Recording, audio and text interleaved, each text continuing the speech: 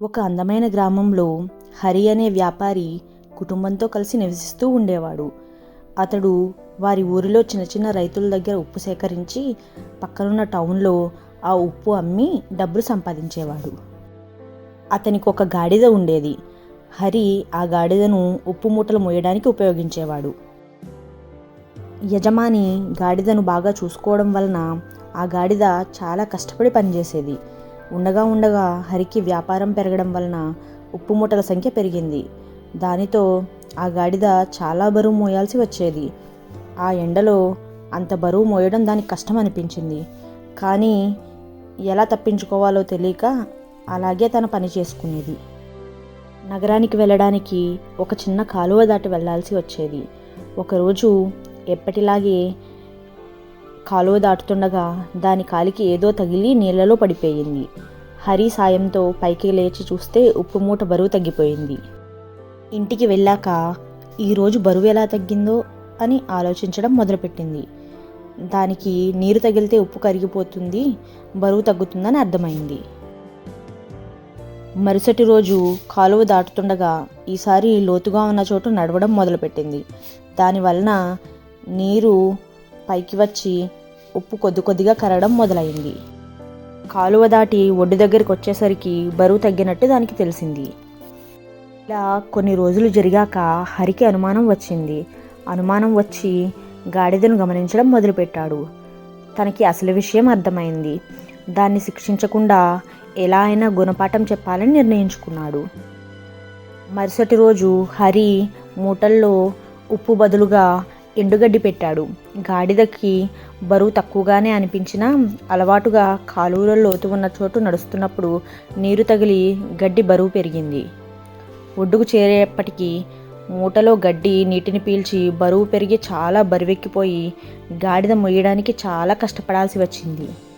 అలా గాడిద ఆ మూటలతో నడుస్తూ ఉంటే హరి ఓపిగ్గా చూస్తూ ఉన్నాడు. గాడిదకి తను చేస్తున్న తప్పేంటో అర్థమైంది. అప్పుడు హరి గాడిద దగ్గరకు వచ్చి, చూసావా, చీట్ చేద్దాం అనుకుంటే నీ పనే చాలా కష్టమైంది. నువ్వు మోసే ఉప్పు నీరు తగిలితే కరిగిపోతుంది, కానీ ఈ గడ్డి నీరు పీల్చుకుని బరువెక్కిపోతుంది. గాడిద తను చేసిన పనికి సిగ్గుపడి బరువు తగ్గించుకోవడం కోసం షార్ట్ కట్స్ తీసుకోవడం మంచిది కాదని అర్థం చేసుకుంటుంది. ఉప్పు తెలుసుకున్న ఆ గాడిద ఇంకెప్పుడు తన ఓనర్ని మోసం చేయకూడదని నిర్ణయించుకుంది. ఇంకెప్పుడు ఉప్పు మూటలు బరువు తగ్గలేదు.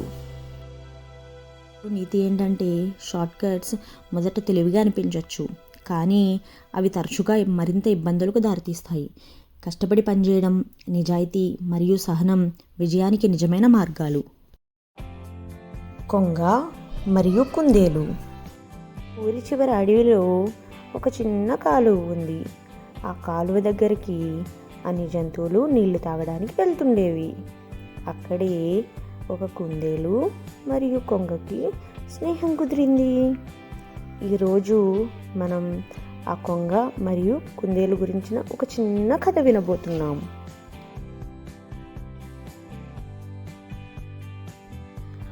ఒక అందమైన ఊరిలో కుందేలు మరియు కొంగ మంచి ఫ్రెండ్స్గా ఉండేవి.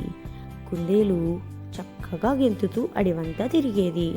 కొంగ ఎత్తుగా ఆకాశంలో ఎగురుతూ కొత్త కొత్త ప్లేసెస్ అన్నీ విజిట్ చేసి వచ్చి ఆ వివరాలు అన్నీ కుందేలుతో షేర్ చేసుకునేది. ఒక వేసవి కాలంలో ఆ ఊరి కాలువ పూర్తిగా ఎండిపోయింది. జంతువులన్నిటికీ నీరు దొరక్క అన్నీ అలసిపోయి దిగాలుగా ఉన్నాయి. ఆ కాలువ ఎండిపోవడంతో కొంగ నీటి కోసం ఊరంతా ఎగురుతూ తిరుగుతుంది. అలా నీటి కోసం ఎగురుతున్న కొంగకి ఒక చెట్టు కింద నీటి కుండ కనిపించింది. ఎంతో ఆశగా నీరు ఏమైనా దొరుకుతుందేమో అని కిందకు దిగి ఆ కుండ దగ్గరకు వెళ్ళింది. కానీ ఆ కుండలో నీరు లోతుగా ఉండి ఎంత ప్రయత్నించినా తాగలేక అక్కడే నిలబడి ఆలోచిస్తూ ఉంటుంది. అదే సమయంలో కొంగను గమనించిన కుందేలు కొంగ దగ్గరికి గెంతుతూ వచ్చి, ఏమైంది అని అడిగింది. దానికి కొంగ జరిగిందంతా చెబుతుంది. అప్పుడు కుందేలుకు ఒక ఆలోచన వచ్చి, ఇప్పుడే వస్తా అని చెప్పి పక్కకు వచ్చి దగ్గరలో కనపడిన గులకరాళ్ళు అన్నీ సేకరిస్తుంది. అలా సేకరించిన రాళ్ళు అన్నీ తెచ్చి కొంగ దగ్గర పోస్తుంది. కొంగతో కుందేలు, ఈ రాళ్ళు కుండలో వేస్తే ఆ నీళ్లు పైకి వస్తాయి, అప్పుడు నువ్వు తాగొచ్చు అని చెబుతుంది. అది విన్న కొంగ సంతోషంగా ఆ రాళ్ళు ఒక్కొక్కటి నోటితో పట్టుకుని కుండలో వేయడం మొదలు పెడుతుంది. ఒక రాయి వేయడం, నీటిని చెక్ చేయడం, ఇలా కొంగ చేస్తూ ఉంటుంది. ఇలా కొన్ని రాళ్ళు వేయగా నీళ్లు పైకి వస్తాయి.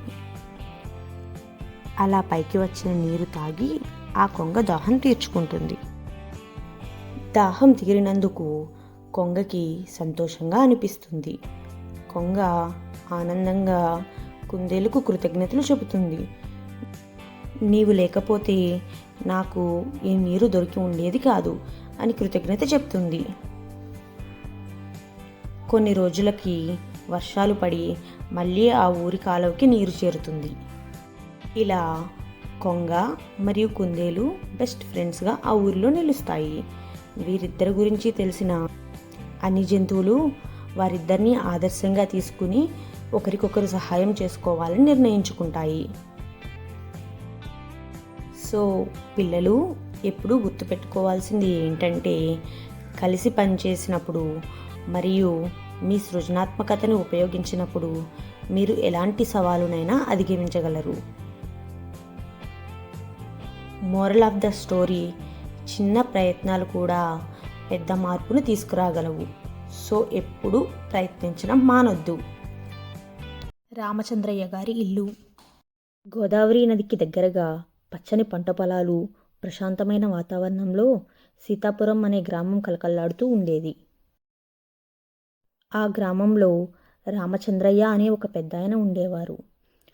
ఆ రామచంద్రయ్య గారి ఇల్లు చాలా అందంగా, ఇంటి చుట్టూ పచ్చని తోటతో ఊరిలో అందరినీ ఆకర్షించేది.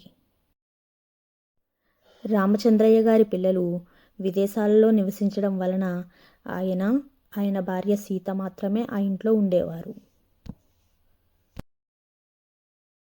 రామచంద్రయ్య గారికి ఆ ఇంటిపైన చెప్పలేనంత మమకారం. తన కష్టార్జితంతో ఆ ఇంటిని, పెరడుని తనకు నచ్చినట్లు తీర్చిదిద్దుకున్నారు. ఆయనకి ఆ ఇంటిలోని ప్రతి గదితోనూ ప్రత్యేకమైన అనుబంధం ఉంది. అందుకే ఆయన ఆ ఇంటిని వదిలి దూర ప్రయాణాలకు వెళ్ళేవారు కాదు. రామచంద్రయ్య గారి భార్య సీతకు తన పిల్లల్ని కలుసుకోవాలని, వారితో సమయాన్ని గడపాలని చాలా ఆశగా ఉండేది. ఆమె ఎప్పుడూ తన భర్తని వారి దగ్గరికి తీసుకెళ్ళమని అడుగుతూ ఉండేది.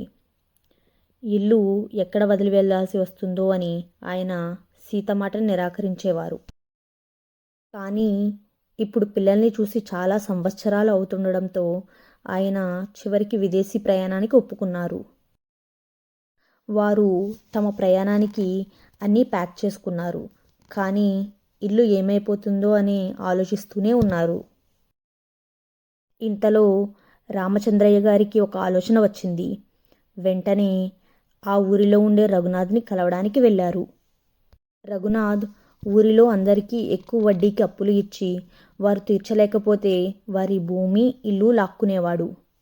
రామచంద్రయ్య రఘునాథ్ని కలిసి తన పిల్లల దగ్గరికి విదేశాలకు వెళ్తున్నానని, ప్రయాణానికి ఖర్చులకు డబ్బులు కావాల్సి ఉంటుందని, తానెప్పుడు తిరిగి వస్తానో తెలియదని, కానీ ఎక్కువ వడ్డీ ఇవ్వలేనని చెప్పాడు. ఎప్పటి నుంచో రామచంద్రయ్య ఇంటిపై ఆశపడ్డ రఘునాథ్ ఇదే అవకాశం అనుకుని అడిగిన దానికంటే కూడా అవసరం పడొచ్చని ఎక్కువ డబ్బు అప్పుగా ఇచ్చి, అది తీర్చలేకపోతే లేదా వారు తిరిగి రాకపోతే ఆ ఇల్లు తీసుకుంటారని నోటు రాయించుకున్నాడు.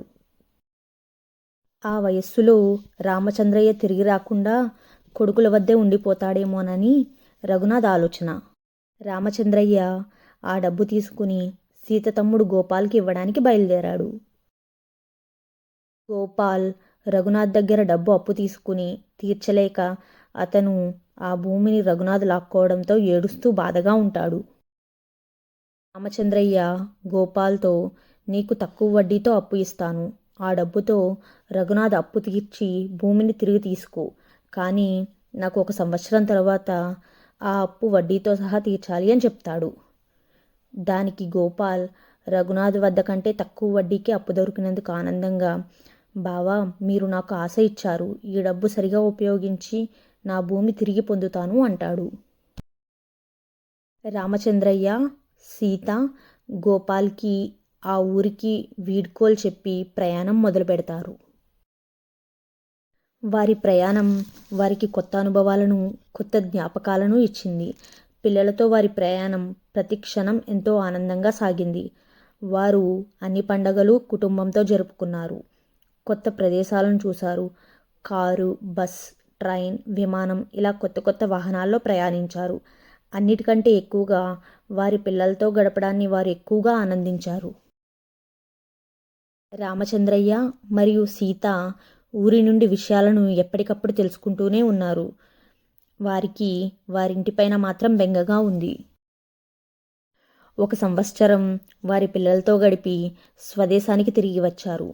ఊరికి వచ్చిన వారిని గ్రామస్తులు సంతోషంగా స్వాగతించారు.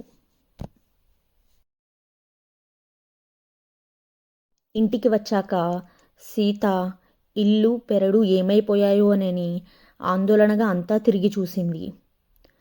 ఆమె ఆశ్చర్యంగా బయటకు వచ్చి భర్తతో, మనం లేకున్నా మన ఇల్లు పెరడు మనం ఉన్నప్పటికంటే కూడా ఎక్కువ చక్కగా శుభ్రంగా ఉన్నాయి.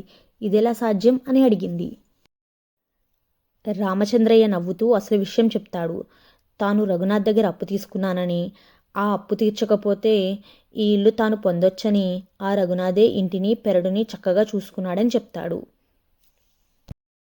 సీత కొంచెం ఆందోళనతో, మరి ఇప్పుడు అంత అప్పు ఎలా తీరుస్తారు అని అడుగుతుంది.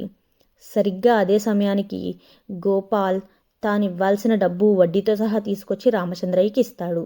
సీతకి మొత్తం విషయం అర్థమై కొంచెం తేలిగ్గా అనిపిస్తుంది. గోపాల్కి ఆ సంవత్సరం పంటల్లో కలిసొచ్చి లాభం వస్తుంది. దానితో ఆ డబ్బు తిరిగి ఇవ్వగలుగుతాడు. గోపాల్ రామచంద్రయ్యకి డబ్బు ఇచ్చి కృతజ్ఞత చెప్తాడు. రామచంద్రయ్య తెలివితేటలకి సీత అతన్ని మెచ్చుకొని తొందరగా అప్పు తీర్చేయమని చెబుతుంది.